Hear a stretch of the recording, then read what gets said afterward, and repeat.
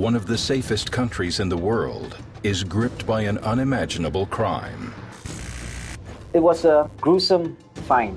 Dismembered body parts of a young woman are discovered, strewn throughout Singapore's waterways. The Singapore public lap up every detail of the case, baffled and obsessed in equal measure. It's the whole sensational nature of it. And it was a woman, and it was a foreign woman who was having an affair. So all these factors made it a very talking point kind of a case. Singapore's police force mobilizes across the island and uncover a shocking tale of an illicit love affair and greed gone terribly wrong. Using cutting-edge forensic technology, investigators retell the horrifying details of a crime that ultimately spirals into murder and dismemberment. Getting the correct person doesn't mean that he admits to the killing and that's it, end of story. No, that's not where it stops. That's actually where our work begins.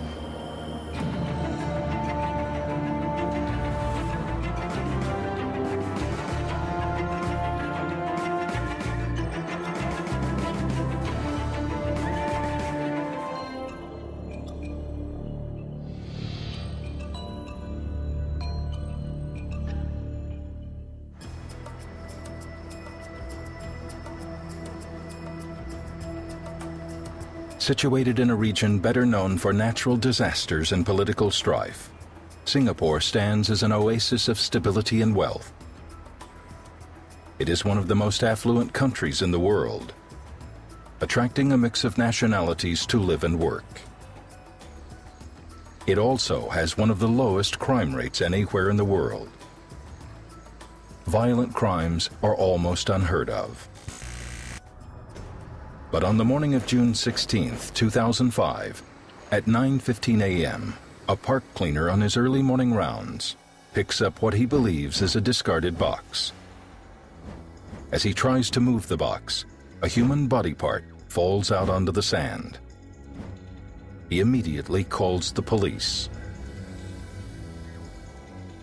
I was in office in the morning when my boss walked up to me and told me that we have received a call stating that he has found the lower torso of a female. It was hard to believe that you will find a body part on the shore of Singapore. On the riverbank, what investigators find shocks the nation. It was a gruesome find. I've never personally handled a murder case where a body has been dismembered into different parts. I recall that the body part was wrapped in some translucent waste plastic bag. There were bits and pieces of torn newspaper because of it being soaked in water for a while. The police scour the area for more evidence, especially clues to identify the victim. With the lower torso itself, it will be an uphill task to try to find out the identity of that person. At first, the location where the body part is found is the primary focus for investigators. It was really difficult to tell whether the body part came from someone who was murdered on the island or it had drifted, following the current, drifted into our shores. The Karlang River is connected to the open waters of the Straits of Singapore. With the second busiest port in the world, Singapore is situated along global shipping routes. On an average day, hundreds of ships pass its shores. Investigators contact the police Coast Guard to obtain records of ships in the vicinity of Karlang Basin that day.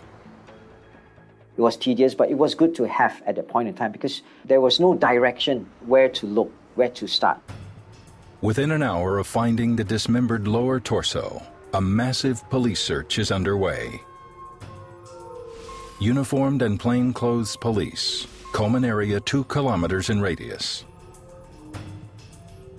On the opposite bank, only 200 meters from the first body part, they discover another box. Inside, they find a female's upper torso and arms. The upper torso was also wrapped with the same kind of plastic bag, the greenish, waist translucent bags. And also, we saw traces of newspaper, a Chinese newspaper, but the box was different.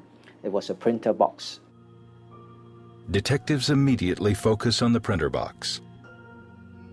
They hope that it will give them details into who purchased the printer. A separate team is dispatched to trace the origins of the box. We were simultaneously calling up manufacturers to find out whether, just to find out who manufactures the box or the plastic bags, because we would not know at that time what kind of evidence or what kind of leads it will provide us. Singapore's forensics team from the Health Sciences Authority, led by Dr. Tioing Swee, arrives at the scene. On the beach, they conduct an initial examination of the two body parts.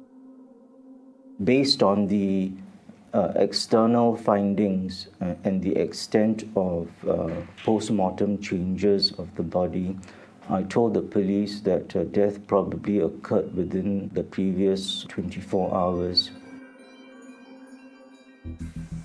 Of particular interest to the forensics team is how precise the cuts that severed the body parts are. The cuts did appear to look very clean, and I did initially wonder whether or not the person who did the dismemberment might be somebody who is trained in dismembering. The team investigating the printer box returns with an intriguing find. The price tag and barcode on the printer box is traced to an electronics store located in Singapore. We were just hoping that we could find something, and probably, for all we know, the killer could have used the printer box which he bought. Police begin to discount their earlier theory that the body parts came from a passing vessel. It becomes more remote from the initial stages when we just arrived. Knowing the fact that these boxes were locally purchased, the probability of it being thrown overboard by vessel, it slowly fades. The forensics team rushes the body parts from the beach back to their lab. Due to the victim's time in the seawater, there is concern that forensic evidence may be compromised. In our tropical weather, decomposition occurs very quickly. A body that is left in the outside environment will begin to decompose very quickly, and within a day, the body will start to discolor and the skin will begin to slip. Extensive swabs and samples are taken from the body parts. These may help establish her identity or that of her assailant. In any violent death that involves a female especially, one definitely needs to exclude any sexual assault. And so at the mortuary, we do need to take multiple swabs from the body, especially from the genitals. DNA analysis is critical if they are to confirm the two body parts belong to the same victim.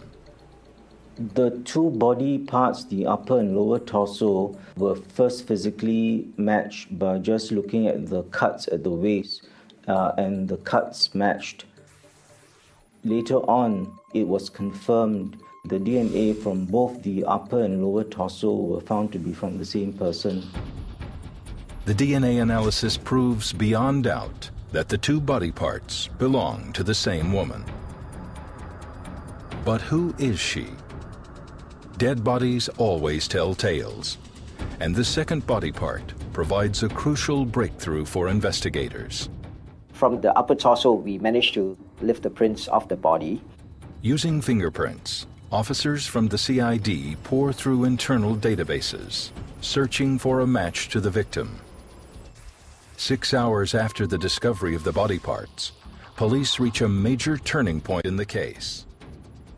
They find a match to the fingerprints and identify the victim as 22-year-old Chinese national Lu Hongmei. She has been living in Singapore for the past 3 years. Lu's work permit reveals that she is employed in a local electronics factory. Despite knowing the victim's identity, Her head and shins remain missing.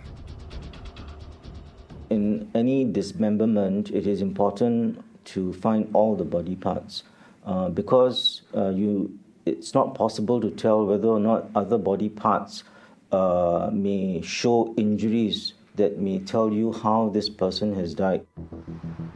It is now clear to police that the murder took place on Singapore's mainland and that there is a violent killer in the city.